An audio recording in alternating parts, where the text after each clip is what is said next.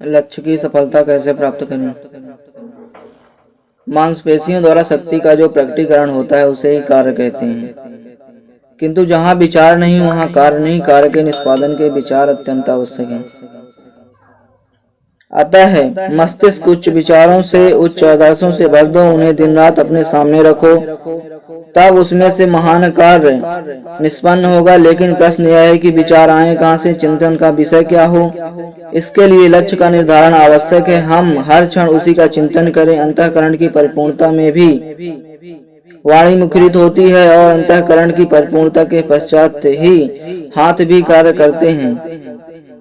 एक बड़ी सुंदर भारतीय कथा है कि यदि स्वाति नक्षत्र में वर्षा का एक बूंद भी सीप में पड़ जाता है तो वह मोती बन जाता है।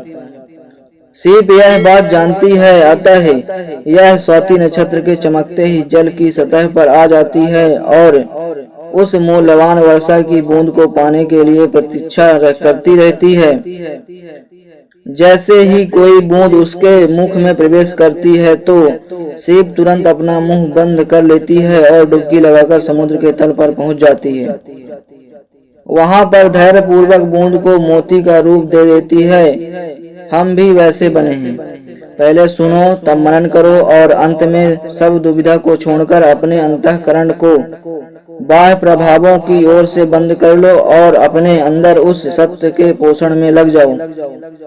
एक विचार को केवल उसके नवेयन से आकर्षित हो अपना लेना और फिर उससे भी नए विचार के लिए पहले को त्याग देने की वृत्ति से ही पूरी शक्तियां बिखर जाने का भय है।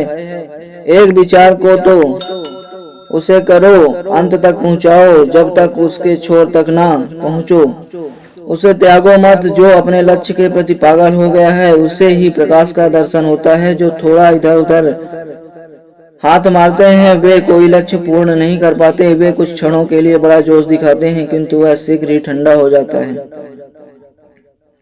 अतः एक लक्ष्य अपनाइए, उस लक्ष्य को ही अपना जीवन कार्य समझो।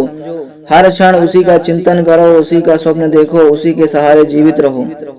मस्तिष्क, मांसपेशियां, नसें आदि शरीर के प्रत्येक अंग उसी विचार से ओतप्रोत हों और तब तक अन्य प्रत्येक विचार को किनारे पड़ा रहने दो। सफलता का यही राजमार्ग है।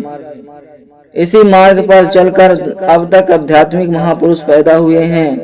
अन्यों को केवल बोलने वाले यंत्र समझो।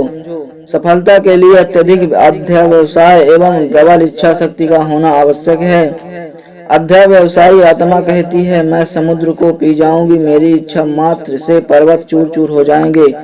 यह कर्म शक्ति, यह है इच्छा प्राप्त करो, कठोर परिश्रम करो और तुम निश्चित ही लक्ष्य पर पहुंच जाओगे। कार्य में जुट जाओ, शेष साधन अपने आप पूरे हो जाएंगे।